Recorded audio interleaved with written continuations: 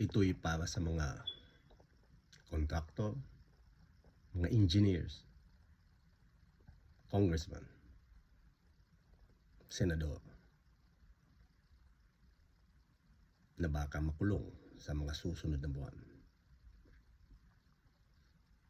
Ang maipapayo ko lang, bago kayo makulong, siguraduhin na lubhasa kayo sa paghawak ng mahigpit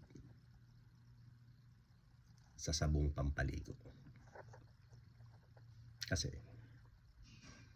kapag nabitawan nyo ang sabong pampaligo habang kayo naliligo sa loob ng preso kasama ng ibang preso, humanda na kayo.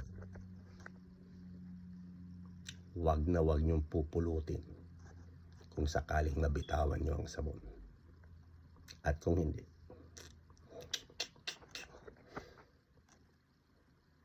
alam nyo na siguro yan.